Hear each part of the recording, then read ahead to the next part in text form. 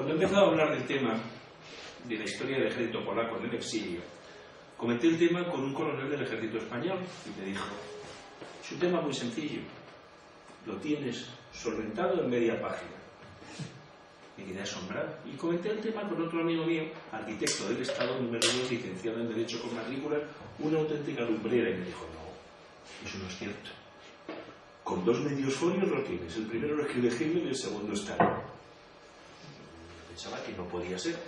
Empecé a leer el tema, empecé a estudiarlo, profundicé y descubrí que un ejército que había desaparecido, que se podía cumplir en media hoja o en un folio completo en 2 partes, en 1945 era el cuarto ejército aliado.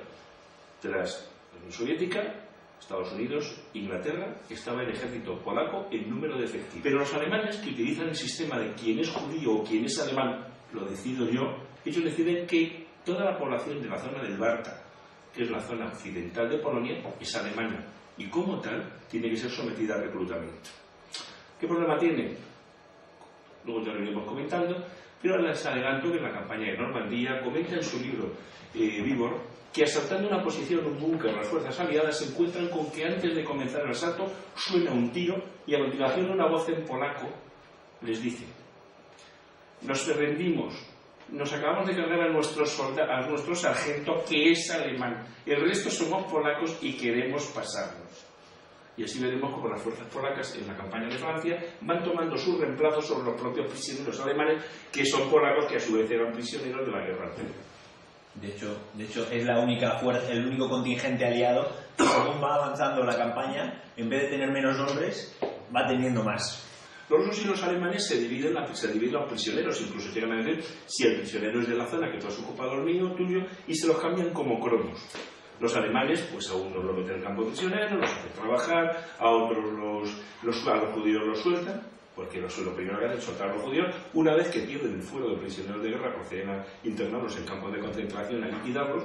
Es un tecnicismo muy sutil. Y a continuación a otros incluso deciden que son alemanes y proceden a su alistamiento entre las tropas. ¿Hasta ahí? Correcto. ¿Qué hacen los rusos? Pues los rusos cogen y en primer lugar empiezan a seleccionar lo que es la inteligencia y a todos los oficiales. Esto es, oficial. Vas a tener unas extraordinarias vacaciones en un campo separado de la mugrienta tropa. Así desaparecieron 22.000, de los cuales se descubrieron en torno a 4.000 cadáveres en el bosque de Katyn. Y sin embargo, a estas alturas ya nadie le queda la más mínima duda de que Katyn fue un crimen ruso. Es más, incluso la orden de Stalin ha sido regalada por un gobierno ruso, se la regaló en su momento la orden original firmada por Stalin de ejecución al gobierno. Esa orden está en uno de los paneles que está en la exposición, pero de todas maneras el gobierno actual ruso dice que esa documentación es falsa. La última unidad que se retira de Noruega y que protege la retirada de todos los demás es una unidad polaca, pero llega a junio de 1940 y se produce la retirada de Dunkerque. Hay 20.000 soldados polacos que logran llegar a Inglaterra, parece que tienen una obsesión por volver a huir para volver a combatir otro día. Incluso hay bastantes casos de que, no pudiendo ser embarcados por Dunkerque, empiezan a atravesar España y algunos pasando por el campo de concentración de Miranda de Ebro iban consiguiendo permisos para a continuación pasar a Portugal y reintegrarse de nuevo otra vez al ejército.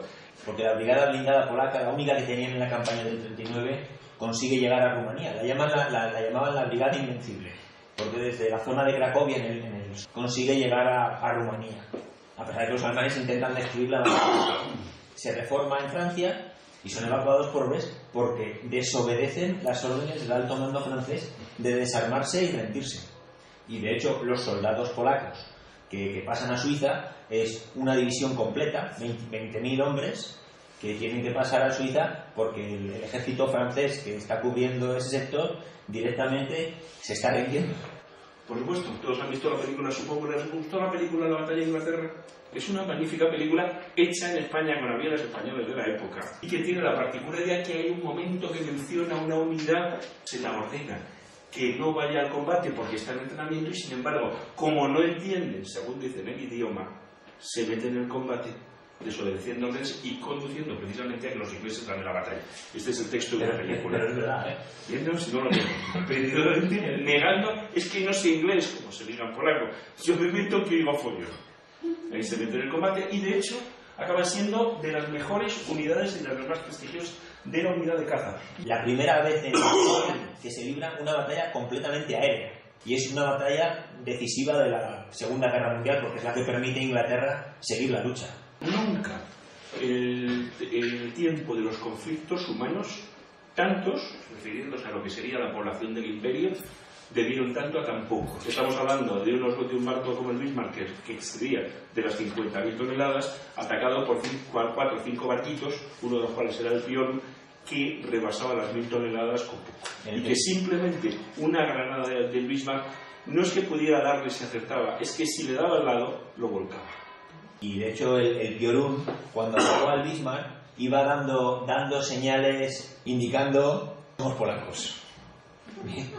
Otro caso, el Orcel. Este tiene una historia bastante curiosa. El Orcel lo primero que hace es subir a Tallinn, en Estonia, al comienzo de la guerra. El barco es internado y las autoridades estonias lo primero que hacen es entran y le quitan toda la documentación, los estantes, las cartas de navegación, etc. Y dicen, bueno, y estos hombres esperan a que se haga de noche, se montan en el submarino y atraviesan sin cartas de navegación, sin brújulas, sin absolutamente nada, atraviesan el Báltico, burlan a los alemanes, cruzan el estrecho de Dinamarca y se pegan con Escocia. No podían apuntar muy bien porque carecían de ninguna palabra y logran, gracias a Dios, llegar a la costa escocesa. Como parece que se aburrían lo suficiente, una vez que le dan cartas de navegación, brújulas, estantes y demás, se dedican a patrullar la zona del Mar del Norte. Y en la zona del Mar del Norte torpedean al buque de pasajeros alemán Río de Janeiro, que es el que lleva la primera unidad de alpinos alemanes para la toma de Noruega. Es cuando descubren los aliados que los alemanes van a asaltar Noruega. Poco después, en una operación, también en 1940, los 60 tripulantes mueren durante una operación de patrulla. Y ahora pasamos a la siguiente parte. Los rusos han logrado deportar 1.700.000 polacos a ese sitio tan bonito que se llama Siberia. Entre ellos había 300.000 prisioneros de guerra, de los cuales 25.000 eran oficiales, y de los 25.000, de unos 20.000 no se volvió a saber de ellos hasta que se encontraron los cadáveres de 4.000. El resto no han sido encontrados en los bosques de Katyn. La gente que mandan los rusos a Siberia no es exactamente gente que suele ser tratada conforme a los tratados de tratamiento de prisioneros, sino que por el contrario lo que se hace es tranquilamente tratarles como les da la gana. Entre eso le falta alimentación, los soldados quedan completamente depauperados y también quedan todos los civiles que habían sido deportados. Lo que hacen los soviéticos cuando entran en el este de Polonia es empezar a limpiar a la población que saben que va a ser refractaria, directamente la deportan. ¿A quién deportan? Los policías, los profesores universitarios, toda esta gente la deportan. A las familias de los oficiales. O sea, se presentaban en una casa, una mujer a lo mejor que su marido había desaparecido en la guerra o estaba prisionero, con niños. Señora, tiene usted media hora para recoger sus cosas y montarse a la se calcula eso, que 1.700.000 personas fueron deportadas en esas condiciones. No se sabe qué pasó con ellos, se sabe los que consiguieron salir después, pero con el resto pues nunca han salido. De hecho, los soviéticos es que, como hemos comentado antes, habían tenido una guerra con los polacos en el año 1920. Bueno, pues el NKVD, la policía secreta soviética, llegó con listas de los veteranos de la guerra de hacía 20 años para hacer el ajuste de cuentas. Mianka es famosa por la prisión de la NKVD KGB en aquel momento. Allí estaba detenido un oficial que se llamaba Vladislav Anders y que le tenían ahí pues esperando, sabe Dios que después del comienzo de la operación Barbarroja le dan un poquito de comer, permiten que vuelva a tener una situación normal y le mandan a Siberia a ver si logran, si es capaz de reclutar un ejército polaco.